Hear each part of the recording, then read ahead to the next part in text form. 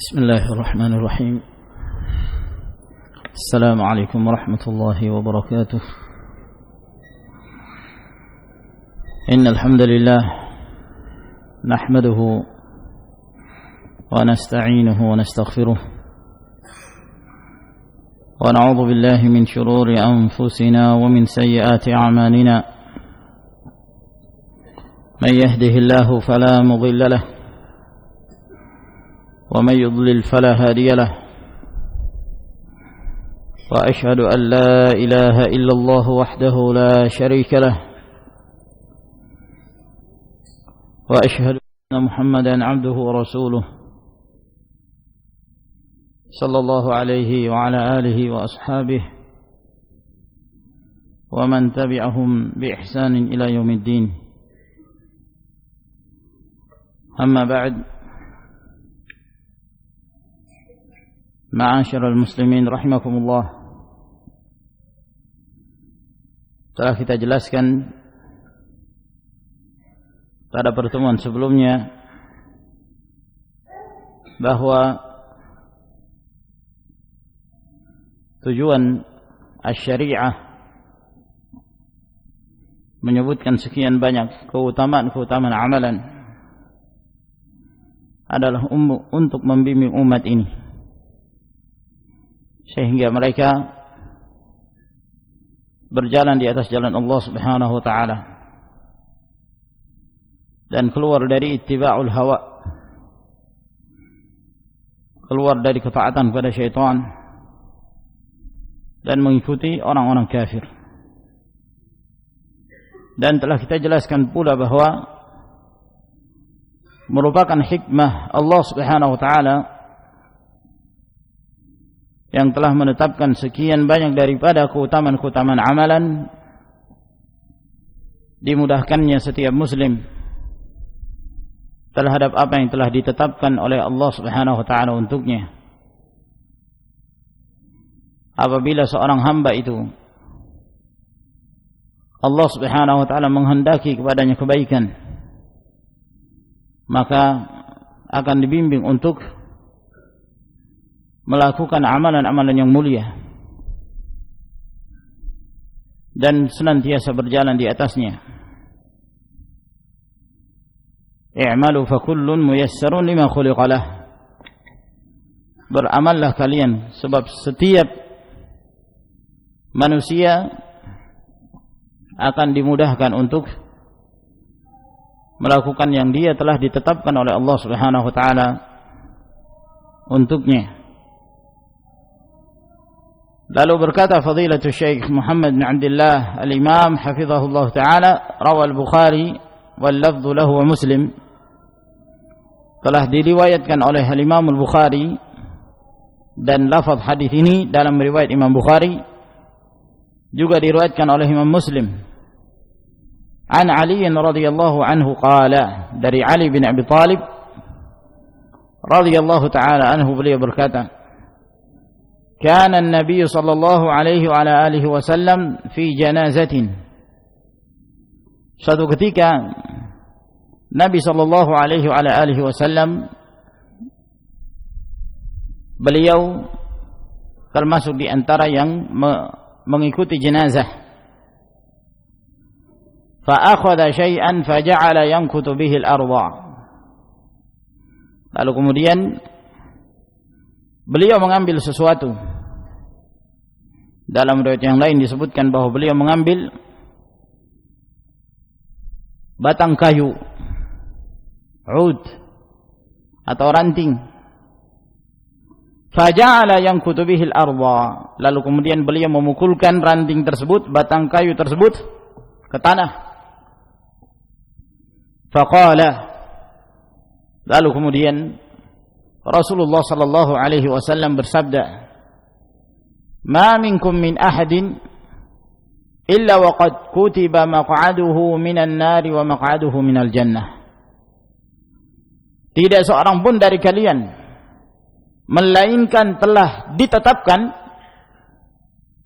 dalam ketetapan takdir tempatnya dari neraka dan tempatnya dari surga. yakni seorang yang telah ditetapkan oleh Allah Subhanahu wa taala untuk menjadi ahlun nar, penduduk neraka, maka sudah ditetapkan oleh Allah Subhanahu wa taala. Demikian pula orang-orang yang telah ditakdirkan Allah Subhanahu wa taala menjadi ahlul jannah, maka sudah ditetapkan oleh Allah Subhanahu wa taala tempatnya di dalam al-jannah. Semuanya telah ditakdirkan dan tidak ada satupun yang keluar dari apa yang telah menjadi ketetapan Allah Subhanahu wa taala ini. Inna kulla syai'in khalaqnahu biqadar. Sesungguhnya segala sesuatu kami telah menetapkannya berdasarkan takdir. Wa khalaqa kulla syai'in faqaddarahu taqdira. Dan Allah Subhanahu wa taala menciptakan segala sesuatu dan telah menakdirkan semua apa yang telah menjadi ketetapan Allah Subhanahu wa taala. Ketika Nabi sallallahu alaihi wasallam mengatakan hal ini di hadapan para sahabat bahwa semua sudah ditetapkan, termasuk orang yang masuk ke dalam neraka dan orang yang dimasukkan ke dalam surga. Qalu, maka para sahabat bertanya, "Ya Rasulullah, afala nattakilu ala kitabina wa nada'ul amal?" Jika demikian keadaannya semua telah ditetapkan oleh Allah Subhanahu wa taala, mengapa kita tidak hanya sekedar pasrah saja kepada apa yang telah menjadi ketetapan itu dan kita meninggalkan beramal? Sudah enggak perlu beramal lagi. Ya. Kalau memang semuanya sudah ditetapkan oleh Allah, yang ini akan masuk ke dalam surga, yang ini masuk ke dalam neraka, lalu apa gunanya amalan? Dan pertanyaan ini memang kadang muncul di benak kita. Semua sudah ditetapkan oleh Allah Subhanahu wa taala. Lalu kalau demikian, untuk apa kita beramal? Ya. Si fulan telah ditakdirkan Allah Subhanahu wa taala menjadi ahlun nar.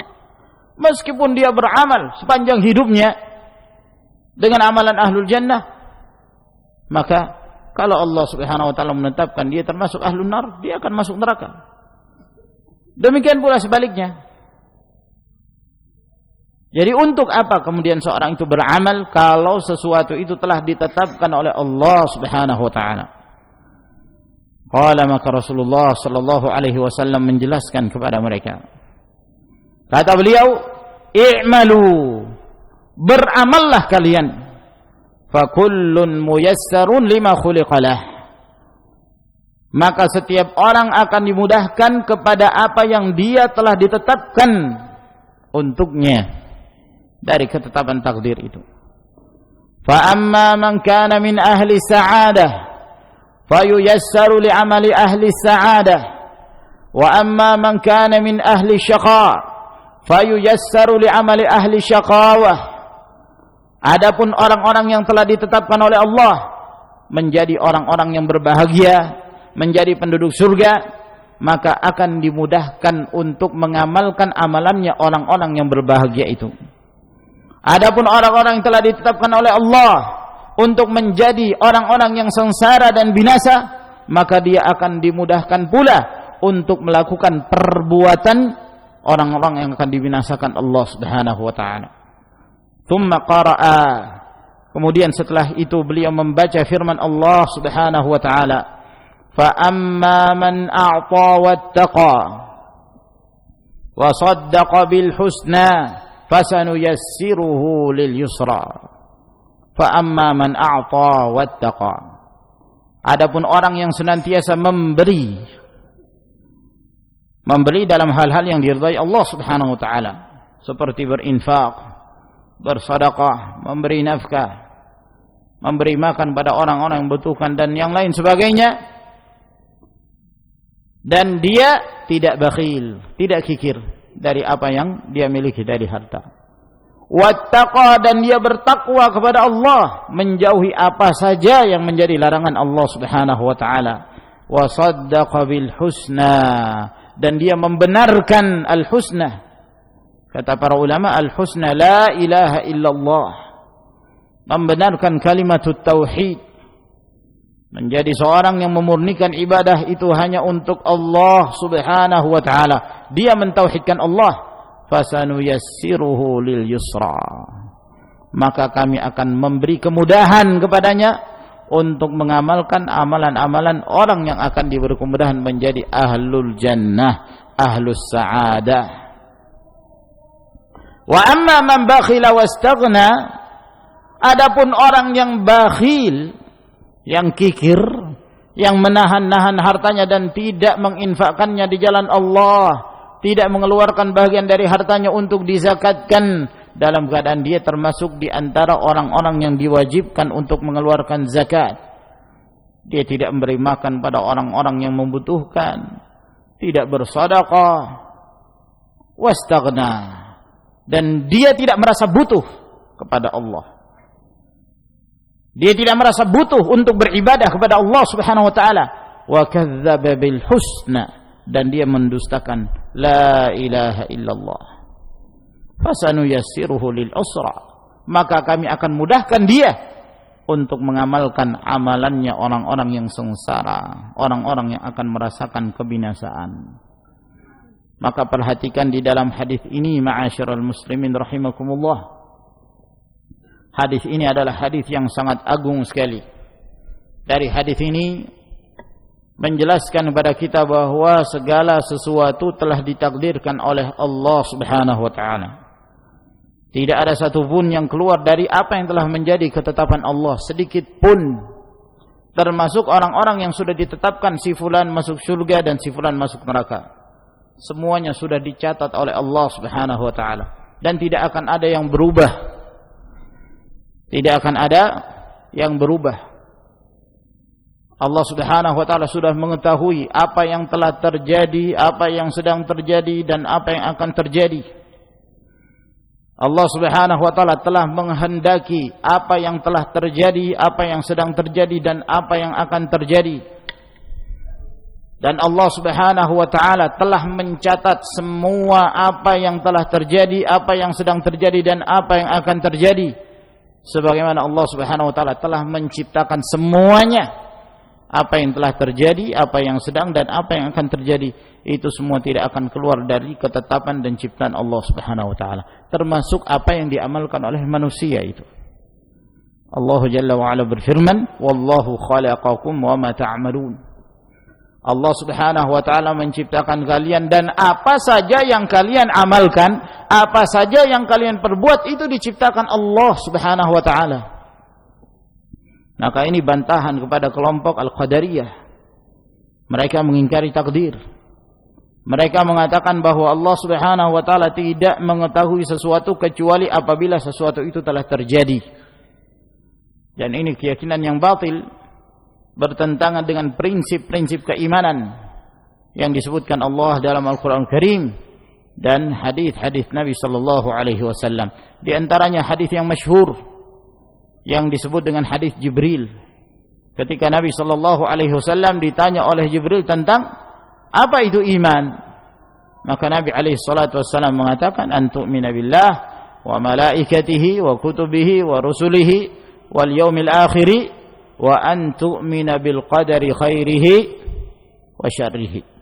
Engkau beriman kepada Allah, beriman kepada malaikatnya, beriman kepada kitab-kitabnya, beriman kepada rasul-rasulnya, beriman kepada hari akhir, dan engkau beriman kepada takdir Allah Subhanahu wa taala yang baik dan yang buruk. Engkau imani seluruhnya. Maka ini, ma'asyiral muslimin rahimakumullah, adalah merupakan keyakinan yang pasti yang harus diyakini oleh setiap muslim, bahwa segala sesuatu telah ditakdirkan oleh Allah Subhanahu wa taala.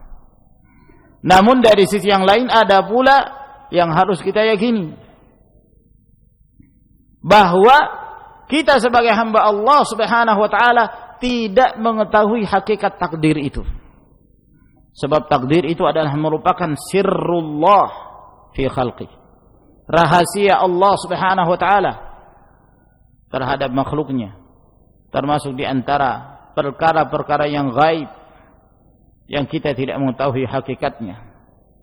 Oleh karena itu, ma'asyiral muslimin rahimakumullah, karena kita tidak mengetahui hakikat dari takdir tersebut, maka Jangan menjadikan sebagai alasan dari perbuatan-perbuatan maksiat yang dikerjakan oleh hamba, ya, dengan beralasan bahwa semua telah ditakdirkan oleh Allah. Sudah. Akhirnya yang ini meninggalkan sholat. Ketika ditanya, kenapa kamu meninggalkan sholat? Ya sudah, saya sudah ditakdirkan oleh Allah seperti ini. Yang ini meninggalkan ketaatan kepada Allah, tidak ingin mengerjakan kewajiban-kewajiban, dengan alasan bahwa sudah, saya kan ditakdirkan oleh Allah seperti ini. Ya sudah. Nah, dan di sana ada orang-orang yang melakukan perbuatan-perbuatan kemaksiatan dan mereka berhujjah dengan takdir. Ini kan sudah ditakdirkan oleh Allah Subhanahu wa taala. Kita mengatakan tidak demikian. Tidak demikian keadaannya. Sebab kenapa? Kamu tidak tahu apa akhir kehidupan kamu. Dan kamu tidak mengetahui apakah kamu termasuk di antara ahlul jannah atau ahlun nar. Karena kamu tidak mengetahui, bukan berarti Allah Subhanahu wa taala membiarkan kita berdiam diri. Oleh karena itu Allah menurunkan syariatnya. Allah mengutus para nabi dan rasulnya. Untuk apa? Agar kemudian hamba-hamba ini menegakkan syariat Allah Subhanahu wa taala untuk mereka amalkan. Sehingga takdir tidak boleh dijadikan sebagai hujjah untuk meninggalkan ketaatan dan melakukan perbuatan-perbuatan kemaksiatan. Ya. Takdir itu boleh dijadikan sebagai hujjah apabila seorang mengalami musibah. Ya. Dia ditimpa musibah, maka dia mengatakan, ya sudah, ini sudah ditakdirkan oleh Allah Subhanahu wa taala. Maka cukup dia mengatakan qaddarallahu ma syaa fa'al. Allah Subhanahu wa taala telah menakdirkan, itulah yang Allah kehendaki. Jika Allah menghendaki sesuatu, maka Allah melakukannya. Nah, ini apabila sesuatu itu telah terjadi dan dia ditimpa musibah, maka dia mengatakan ini sudah ditakdirkan oleh Allah Subhanahu wa taala. Nah, adapun kalau kemudian seorang ingin tabrir al-ma'asi, menganggap baik perbuatan kemaksiatannya, lalu kemudian dia berhujjah dengan takdir, maka ini haram, tidak diperbolehkan. Dan termasuk di antara yang menunjukkan hal itu adalah hadis ini. Makanya Nabi sallallahu alaihi wasallam mengatakan, i'malu fa kullum muyassarun lima khuliqalah. Beramallah kalian. Kenapa? Karena setiap orang akan dimudahkan untuk melakukan sesuatu yang dia akan ditetapkan oleh Allah Subhanahu wa taala. Kalau dia ditetapkan sebagai ahlul jannah, dia akan dimudahkan untuk mengamalkan amalan ahlul jannah. Sehingga dia rajin beribadah, rajin mengerjakan salat, rajin menjalankan perintah-perintah Allah, kewajiban-kewajiban dari Allah Subhanahu wa taala dia jalankan. Kemaksiatan dia tinggalkan. Akan dimudahkan. Berarti apa? Ini menunjukkan bahwa ada amalan dan ada usaha. Karena kita tidak mengetahui apa akhir dari kehidupan kita. Ya. Sama keadaan kita di dunia ini, di mana Allah Subhanahu wa taala telah menjadikan kehidupan dunia ini ada hubungan sebab akibat. Kenapa muncul akibat? Karena ada sebab. Kenapa muncul akibat? Karena ada sebab. Kenapa seorang dilemparkan ke dalam neraka? Ada sebab. Karena hamba itu meninggalkan perintah, melakukan pelanggaran. Kenapa si fulan dimasukkan ke dalam surga? Ada sebab. Karena si fulan beriman dan beramal saleh. Demikian pula dalam kehidupan dunia. Ya. Ada hubungan sebab akibat. Mau kenyang, makan. Ya. Mau puas, minum. Nah, mau mendapatkan rezeki, usaha. Jangan tinggal berdiam diri begitu saja. Nah, anehnya mereka arbabul ma'asi, orang-orang yang gemar melakukan kemaksiatan, di antara mereka ada yang selalu berhujjah dengan takdir ketika mereka meninggalkan kewajiban-kewajiban mereka yang Allah wajibkan kepada mereka. Tapi dalam urusan dunia, mereka berlomba-lomba. Kalau dikatakan pada mereka, sudah kamu tidak usah cari makan. Kalau Allah takdirkan kamu kenyang, kenyang sendiri itu. Ya. Mereka tidak mau seperti itu. Sudah kamu enggak usah cari kerja, nongkrong aja di rumah, ya. Duduk-duduk santai, bersantai ria, ya. Kalau memang Allah sudah menetapkan rezeki kamu, rezeki itu akan datang sendiri, kamu cukup duduk-duduk aja. Mereka tidak mau menerima yang seperti itu. Tapi dalam urusan meninggalkan kewajiban, berhujjah dengan takdir. Maka ini ma'asyiral ikhwah rahimakumullah, tidak diperbolehkan, tetap ada usaha. Ya. Dan usaha itu adalah merupakan bentuk tawakal seorang hamba kepada Rabb-Nya. Allah Jalla wa Ala memerintahkan hamba-hambanya untuk bertawakal, fatawakkalu in kuntum mu'minin, bertawakallah kalian. Wa 'alallahi falyatawakkalul mu'minun, hanya kepada Allah kaum mukminin bertawakal. Gimana bentuk tawakal seorang hamba itu? Kata Nabi sallallahu alaihi wasallam, "Lau tatawakkaluna 'ala Allahi 'azza wa jalla haqqa tawakkuli la razaqakum kama yarzuqu at-tayr taghdu khimasan wa taruhu bitana." Kalaulah kalian bertawakal kepada Allah Subhanahu wa taala dengan sebenar-benarnya tawakal, Allah akan berikan rezeki kepada kalian. Sebagaimana Allah memberikan rezeki kepada burung, apa yang dilakukan burung ini? Dia meninggalkan sarangnya di pagi hari dalam keadaan perutnya kosong, dan kembali di sore hari dalam keadaan perutnya telah penuh berisi makanan. Berarti apa? Burung ini cari makan. Dia enggak nongkrong di sarangnya. Ya, kalau bertawakal nongkrong di sarang sampai kenyang sendiri, enggak. Keluar dia. Mencari makan.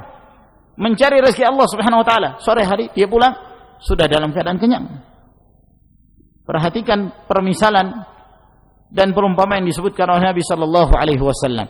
Ini menunjukkan bahwa tawakal seorang hamba dan sandar dirinya seorang hamba kepada Allah Subhanahu wa taala tidaklah menafikan ketika seorang itu mencari sebab-sebab yang ada. Bahkan mencari sebab itu merupakan bentuk tawakal seorang hamba kepada Allah Subhanahu wa taala. Ada hubungan sebab akibat.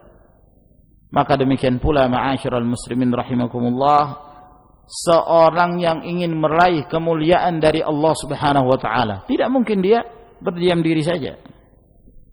Ya. Oleh karena itu telah kita sebutkan dalil-dalil sebelumnya di mana Allah Rasulnya sallallahu alaihi wasallam mengajak umat ini bersemangat dalam beramal. Wasari'u ila maghfiratin min rabbikum.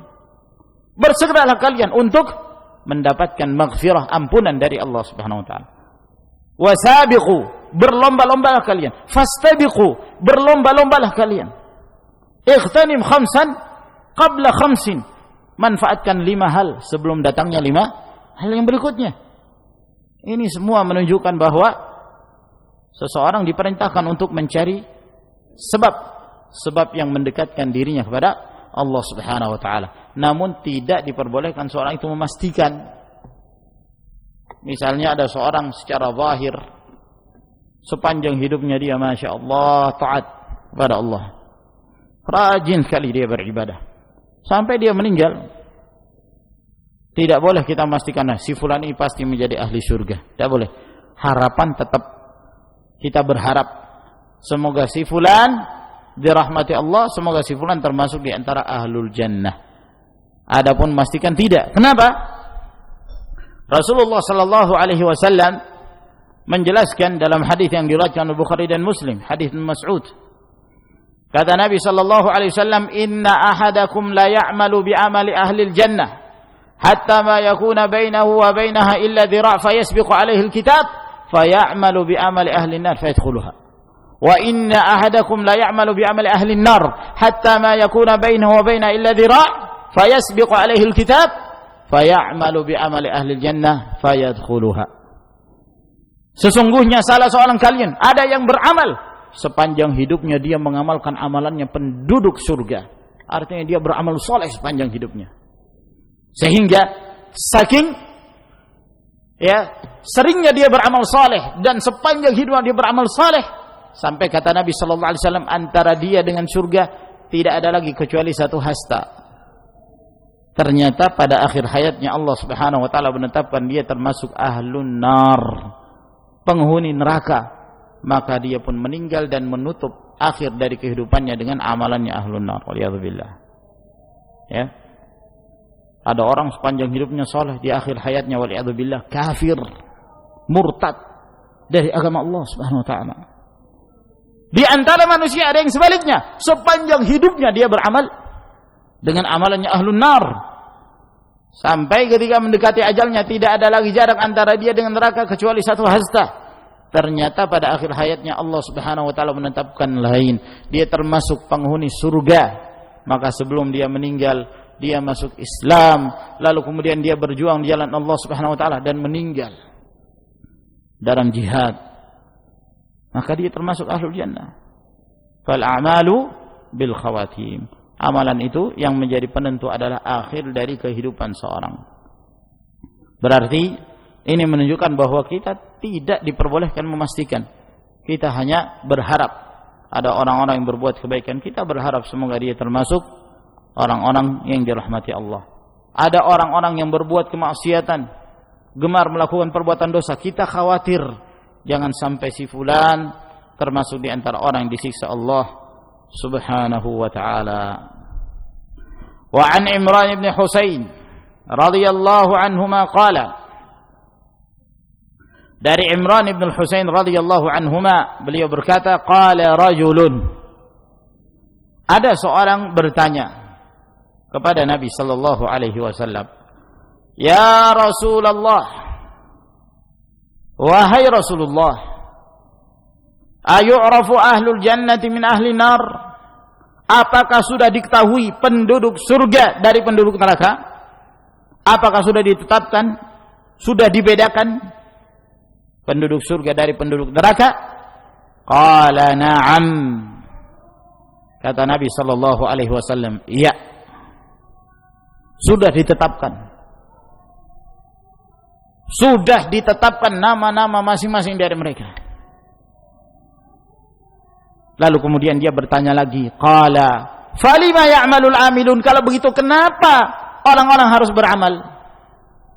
Kenapa kita tidak meninggalkan amalan saja? Karena semuanya sudah ditakdirkan Allah Subhanahu wa taala. Qala, kata Nabi sallallahu alaihi wasallam, kullun ya'malu lima khuliqa lah aw lima yussira lahu. Setiap hamba dia akan melakukan sesuatu yang dia telah ditetapkan untuknya atau yang dia telah dimudahkan untuk melakukannya. Sudah ditetapkan oleh Allah Subhanahu wa taala. Berarti di sini menunjukkan bahwa kita harus beramal. Kita harus beramal sepanjang hidup kita. Kita sudah mengetahui ibadah itu wajib, mengerjakan kewajiban-kewajiban dari Allah itu wajib, meninggalkan apa saja yang dilarang Allah itu wajib. Dan kita diberi akal untuk bisa menentukan hal itu. Kita bisa membedakan mana yang hak, mana yang batil. Maka berjalan di atas al-haq. Ketika seorang berjalan di atas al-haq dan dibimbing dengan bimbingan Allah Subhanahu wa taala, ini menunjukkan bahwa ada tanda-tanda kebaikan pada hamba tersebut. Semoga itu menjadi husnul khatimah. Ya.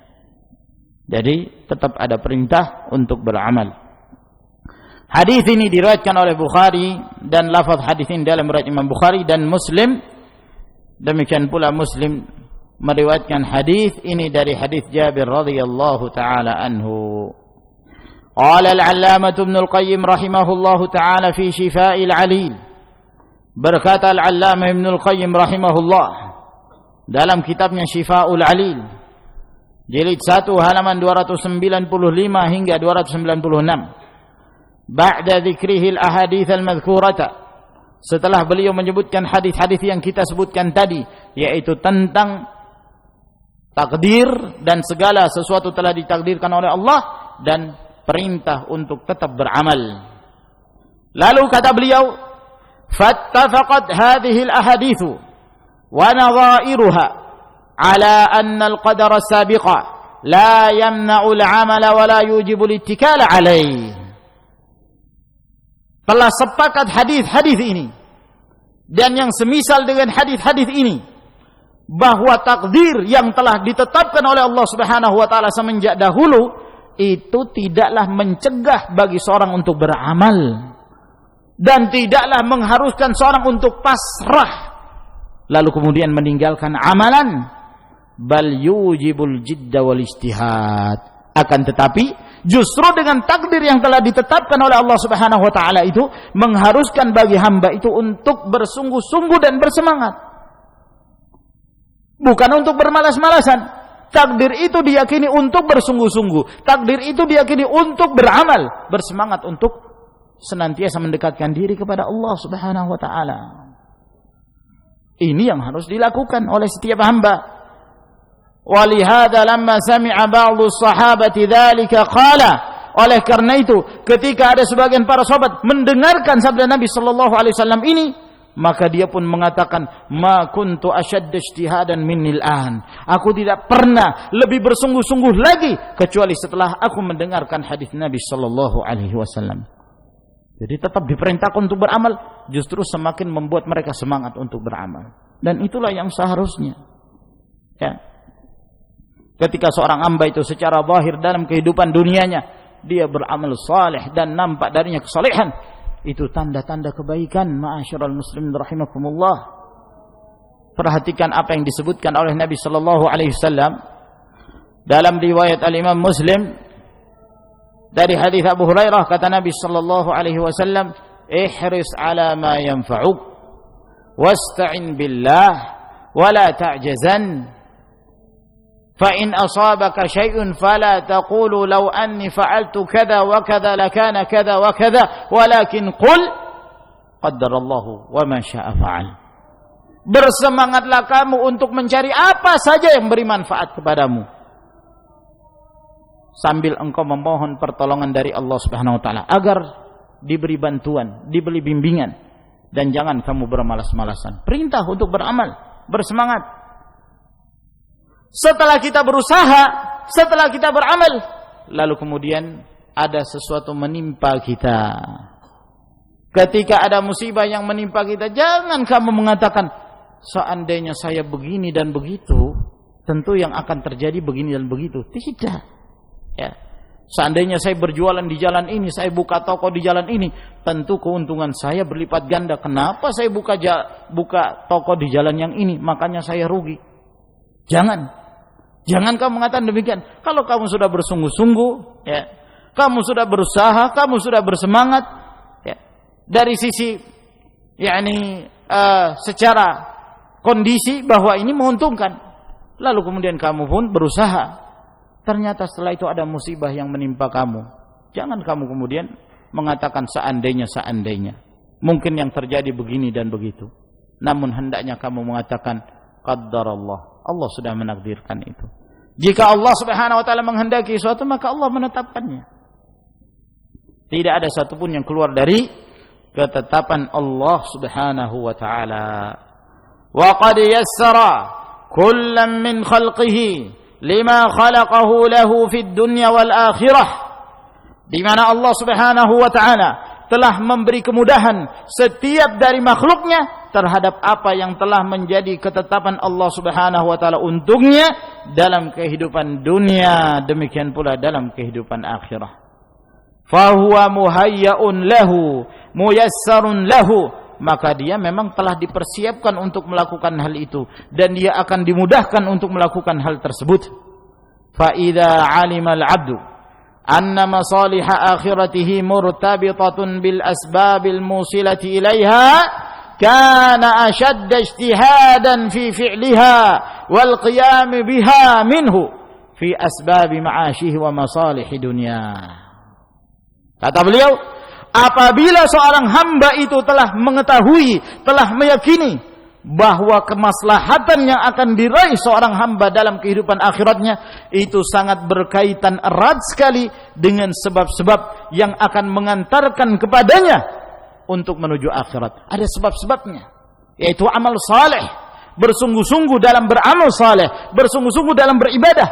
Apabila seorang hamba itu meyakini hal ini, kata beliau, maka dia akan jauh lebih bersungguh-sungguh lagi untuk beramal, lebih bersungguh-sungguh lagi untuk menegakkan perintah dan syariat Allah Subhanahu wa taala.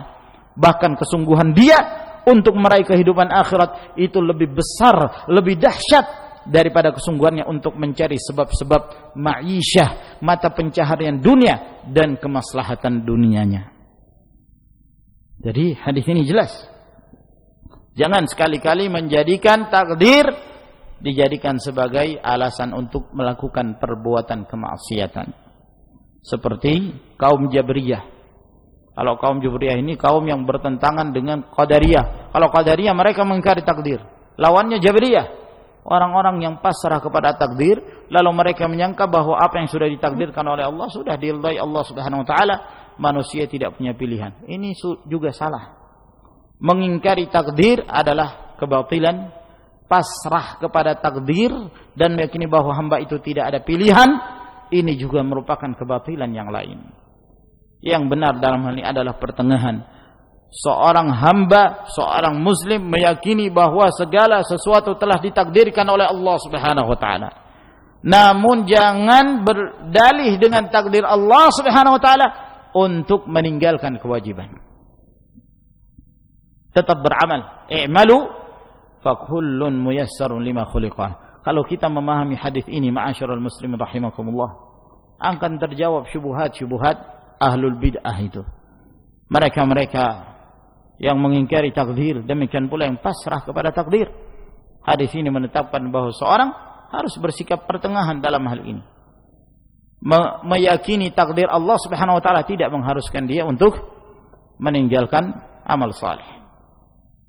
Qultu, lalu kemudian beliau berkata, "Faman qaddarallahu lahu ay yakuna 'aliman, yassarallahu asbab dzalika hatta yakuna 'aliman."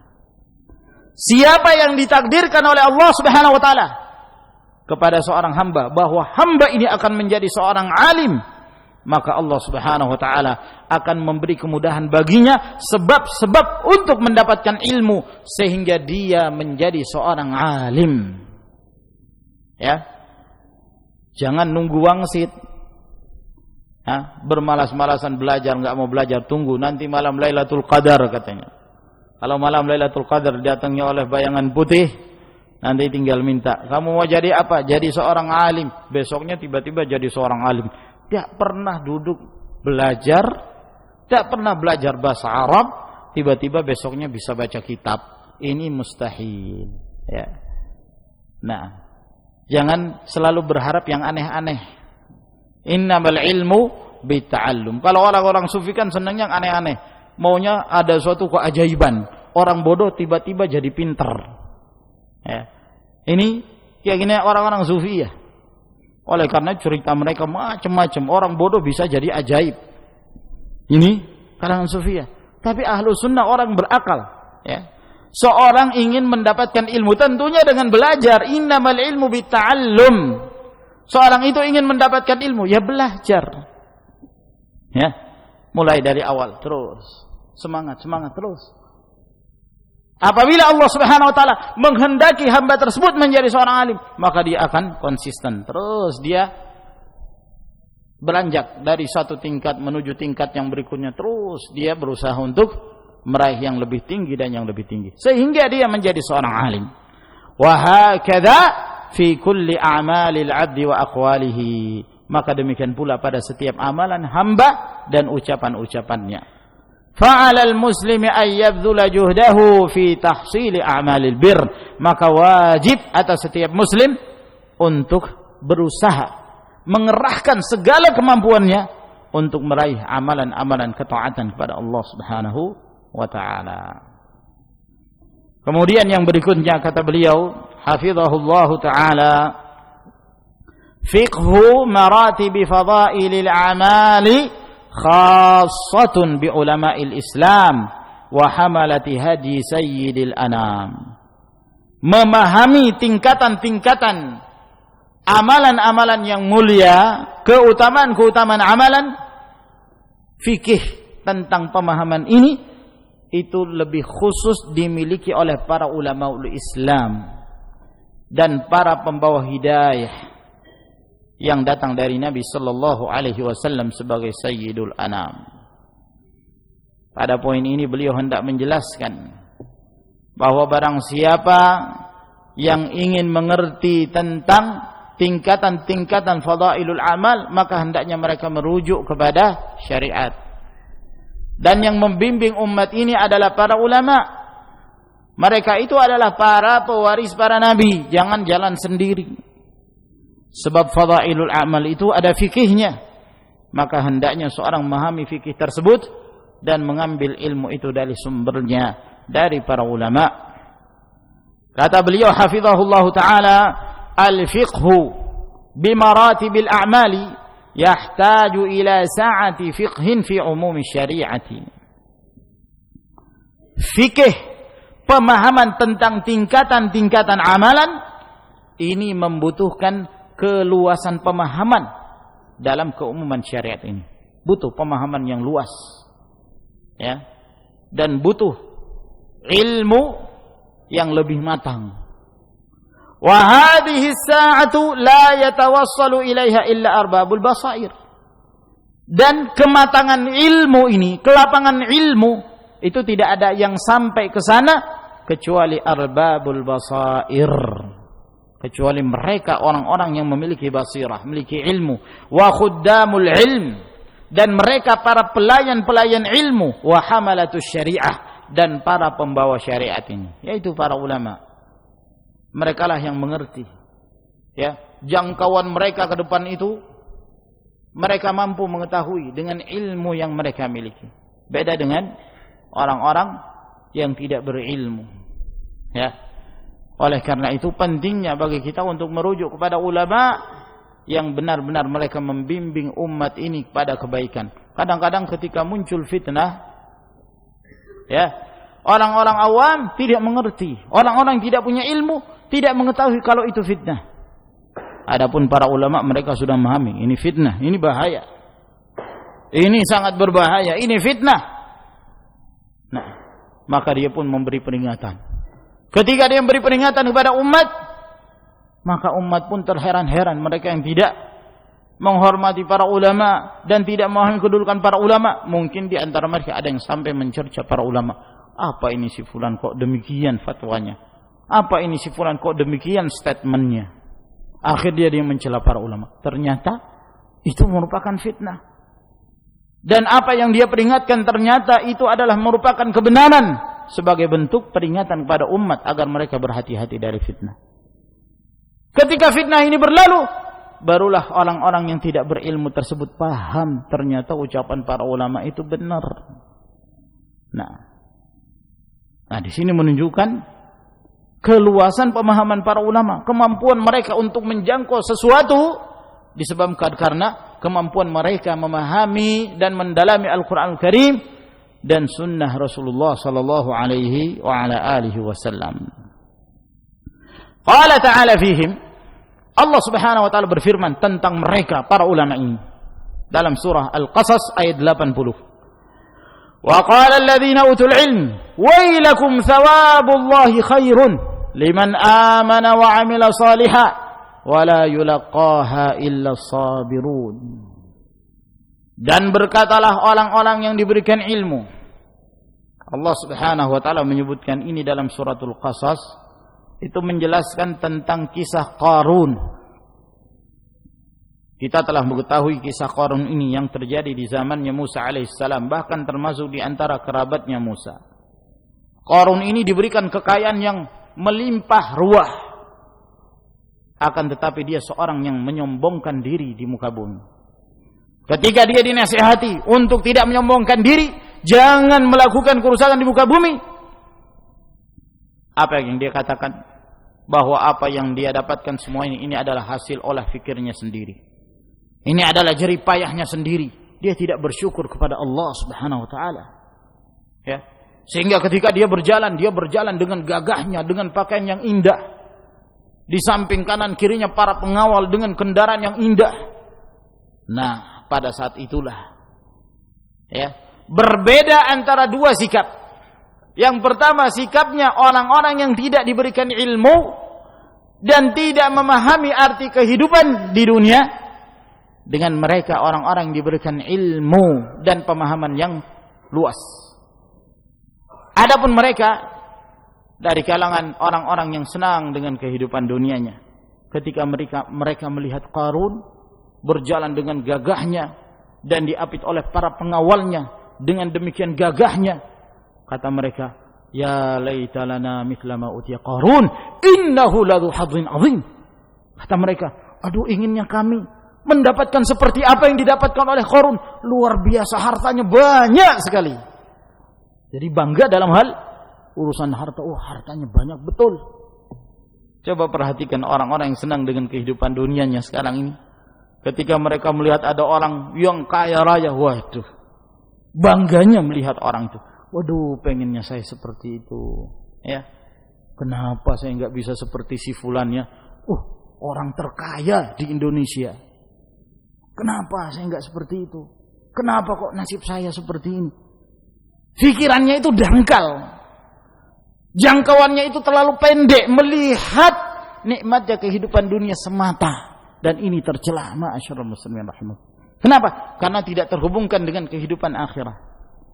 Yang terpuji itu kalau kemudian seorang melihat ada orang kaya ini rajin berinfak, bersedekah di jalan Allah Subhanahu wa taala, lalu kemudian dia mengatakan, aduh, inginnya aku punya harta, lalu kemudian aku juga bisa menginfakkannya dan bersedekah di jalan Allah Subhanahu wa taala. Berarti ada hubungannya dengan kehidupan akhirat. Ini boleh yang seperti ini. Itu namanya ghibtah. Nah, mereka ini melihat Qarun dari sisi dunianya. Mereka bangga dengan itu. Dan mereka menginginkan untuk mendapatkan apa yang telah diraih oleh Qarun.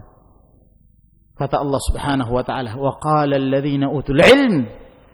Adapun orang-orang yang diberikan ilmu, diberikan pemahaman yang luas dan jangkauan yang jauh ke depan, mereka mengatakan, "Wailakum, thawabullahi khairun." Celaka kalian. Celaka kalian orang-orang yang memuji-muji Qarun, yang merasa bangga dengan kehidupan dunianya. Celaka kalian, thawabullahi khair. Pahala dari Allah Subhanahu wa taala itu jauh lebih baik. Liman amana wa amila salihah, bagi orang-orang yang beriman dan beramal saleh. Lihat, orang-orang yang diberikan ilmu, mereka sudah memahami bahwa ternyata kehidupan yang lebih membahagiakan itu adalah kehidupan orang-orang yang beriman dan beramal saleh. Meskipun secara nampak dalam kehidupan dunia hartanya sedikit, kehidupannya ala kadarnya. Wala yulaqaha illa sabirun. Akan tetapi nasihat ini, nasihat yang dikatakan oleh para ulama ini, wailakum thawabullahi khairul liman amana wa amila salihah. Celaka kalian, pahala dari Allah itu lebih baik bagi orang yang beriman dan beramal saleh. Nasihat ini tidak ada yang menerimanya kecuali as-sabirun. Hanya orang-orang yang bersabar yang akan menerimanya. Bersabar di atas ketaatan kepada Allah Subhanahu wa taala. Bersabar untuk menjauhi perbuatan-perbuatan kemaksiatan. Nah, ini ma'asyiral muslimin rahimakumullah. Kadang-kadang ada seorang, dia selalu nikmat dengan kehidupan dunia. Dia sudah tenggelam dalam kehidupan dunia. Dalam keadaan apa yang dia hasilkan dan hasil usahanya itu ternyata dari hasil yang haram, dari cara-cara penghasilan yang haram. Maka dinasihati, ya akhi, tinggalkan perbuatan ini, perbuatan dosa. Allah Subhanahu wa taala mengharamkan tata cara yang seperti ini, mendapatkan nafkah yang seperti ini dengan cara yang haram. Tinggalkan. Pahala dari Allah itu lebih baik bagi yang beriman dan beramal saleh. Adapun orang-orang yang terlalu senang dengan kehidupan dunianya, maka dia mengatakan, aduh, berat ya. Kalau saya tinggalkan ini, gimana anak-anak saya? Gimana istri saya? Gimana? Waduh, pandangannya pandangan dunia. Dia tidak yakin dengan ayat Allah Subhanahu wa taala yang menyatakan, "Wa may yattaqillaha yaj'al lahu makhraja wa yarzuqhu min haitsu la yahtasib." Barang siapa yang bertakwa kepada Allah, Allah berikan solusi, Allah berikan jalan keluar. Allah akan berikan rezeki dari arah yang dia sendiri tidak menyangkanya. Namun keraguan terhadap ayat Allah Subhanahu wa taala ini, yang Allah tidak pernah mengingkari janji, inilah yang menyebabkan pandangan seorang terlalu dangkal, terlalu pendek. Yang dilihat itu adalah nikmatnya kehidupan dunia. Kekhawatiran ke depan itu luar biasa. Dan memang syaitan akan senang dan selalu menakut-nakuti orang-orang untuk meninggalkan kehidupan dunianya, meninggalkan kehidupan yang diharamkan oleh Allah Subhanahu wa taala. Begitulah keadaan. Tidak ada keyakinan terhadap ayat Allah Subhanahu wa taala, membuat seorang itu ragu. Ya. Gimana kalau saya keluar dari jadi pegawai bank misalnya? Sementara bank itu jelas-jelas dengan ribanya, dan tidak ada perselisihan di kalangan para ulama tentang riba. La'anallahu akilar riba. Allah melaknat orang makan hasil riba. dia bergelut dengan hasil riba. Nah, dalam keadaan telah disampaikan nasihat ini haram hukumnya bekerja di tempat ini. Nah, namun pandangannya terlalu pendek. Kalau saya keluar mau jadi apa? Ya akhi, Nabi SAW tidak pernah menjadi pegawai bank, akan tetapi beliau juga hidup. Para sahabat radhiyallahu taala anhum hidup mereka masya Allah. Ya, tidak ada yang menjadi pegawai bank. Mereka meninggalkan apa saja yang diharamkan oleh Allah, bisa juga hidup, bahkan di antara mereka juga ada yang kaya. Ya. Yang jadi permasalahan subhanallah, tidak ada sifat qanaah, tidak merasa cukup dengan pemberian Allah Subhanahu wa taala. Kalau orang diberikan harta yang cukup, alhamdulillah, bersyukur dengan apa yang Allah berikan. Kalau kemudian diberi kekurangan oleh Allah Subhanahu wa taala, maka jadikan itu sebagai cobaan. Dan jangan sampai kemudian ketika diberi cobaan oleh Allah Subhanahu wa taala membuat dia semakin jauh dari Allah Subhanahu wa taala. Sampai di antara mereka ada yang sampai menyalahkan agama. Ya, karena saya rajin beribadah, akhirnya saya jadi miskin seperti ini. Ya subhanallah. Apakah seperti itu penilaian Anda terhadap syariat Allah Subhanahu wa taala ini? Nah, ini ma'asyarul ikhwah rahimakumullah. Wala yulaqaha illa sabirun. Tidak akan ada yang bisa mengambil nasihat ini kecuali orang-orang yang bersabar. Qala Syekhul Islam Ibn Taimiyah rahimahullah. Berkata Syekhul Islam Ibn Taimiyah rahimahullah dalam kitabnya Iqtida'us Siratil Mustaqim, jilid 1 halaman 298. Kata beliau, "Fatafattan li haqiqatid din." Pahamilah hakikat agama ini. Wanzur mashtamalat alaihi al-af'alu min al-masalih asy-syar'iyyah wal mafasid.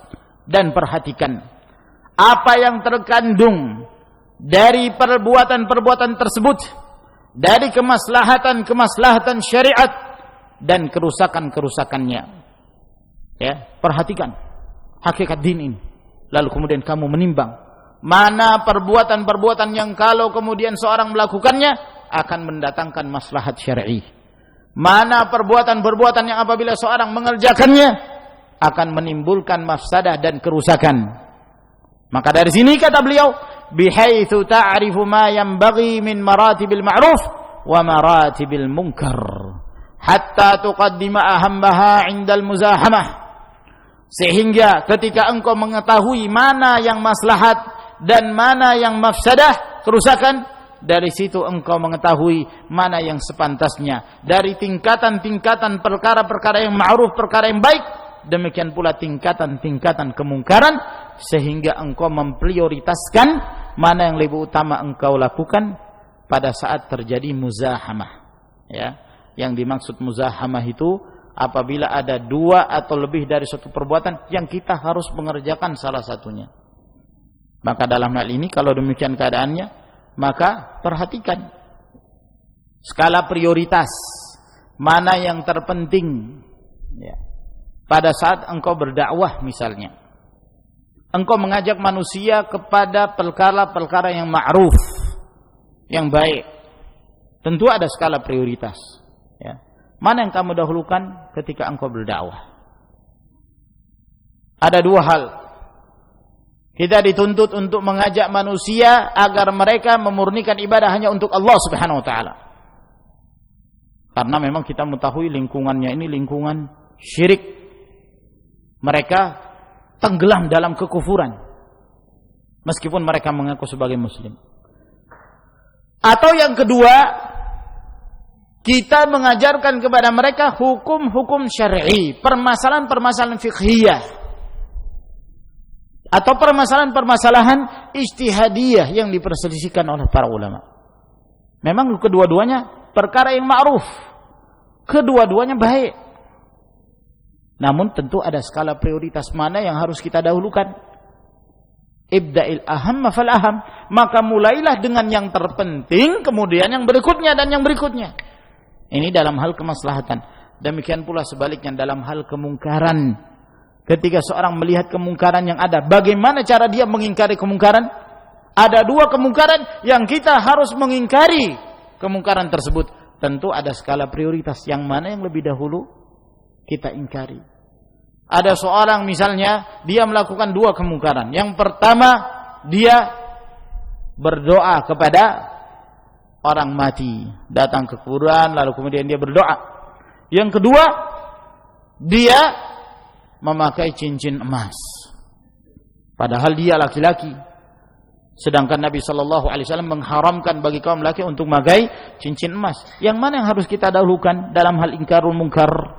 Mengingkari kemungkaran, dahulukan yang terpenting, ya. Karena meskipun kita mengingkari dia untuk tidak memakai emas, dalam keadaan dia masih saja dengan perbuatan kesyirikannya, maka yang pertama tadi tidak bermanfaat.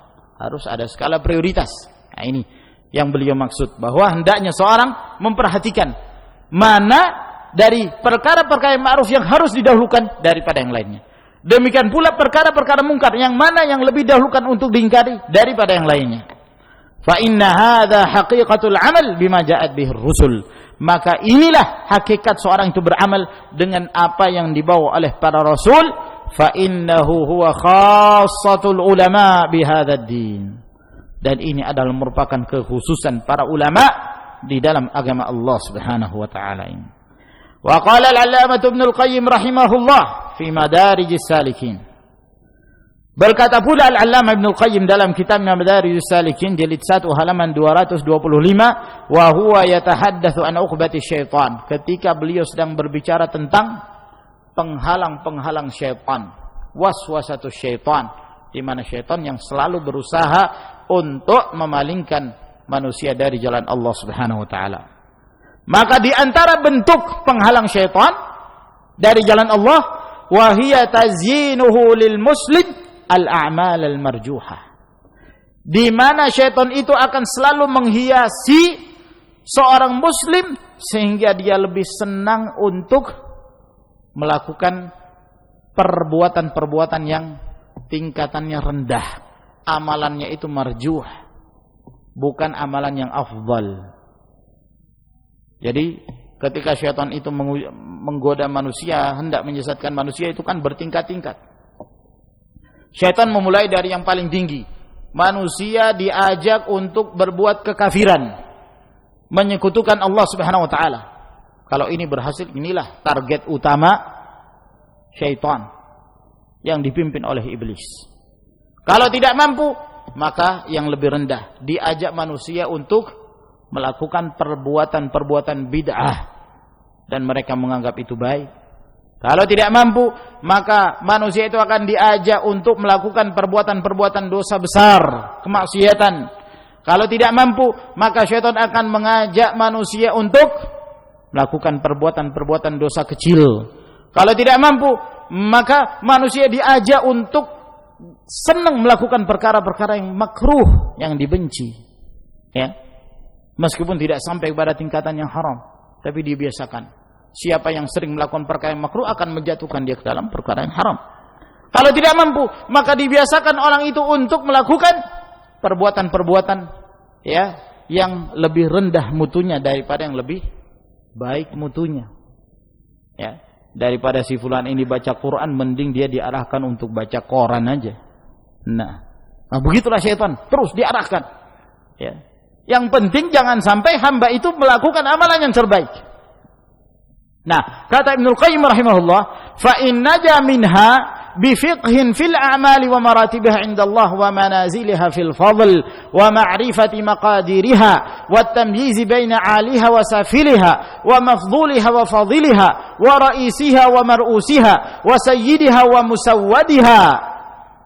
Kata beliau, apabila seorang itu selamat, seorang muslim, dia akan selamat dari godaan syaitan dengan cara apa? Dengan memahami amalan-amalan dan mengetahui tingkatan-tingkatan amalan, mana yang lebih afdal, mana yang lebih rendah mutunya, mana yang harus diprioritaskan daripada yang lainnya. Dia harus memahami tingkatan-tingkatan tersebut di sisi Allah Subhanahu wa taala. Kedudukan-kedudukan amalan itu dalam hal keutamaan, mengetahui kadar-kadarnya, membedakan mana amalan yang mulia, mana amalan yang rendah, membedakan mana amalan yang lebih rendah mutunya dengan amalan yang punya keutamaan yang besar, mana amalan yang pokok, mana amalan yang bukan merupakan amalan yang pokok. Mana amalan yang menjadi sayyid, seutama-utamanya amalan, mana yang lebih rendah kedudukannya.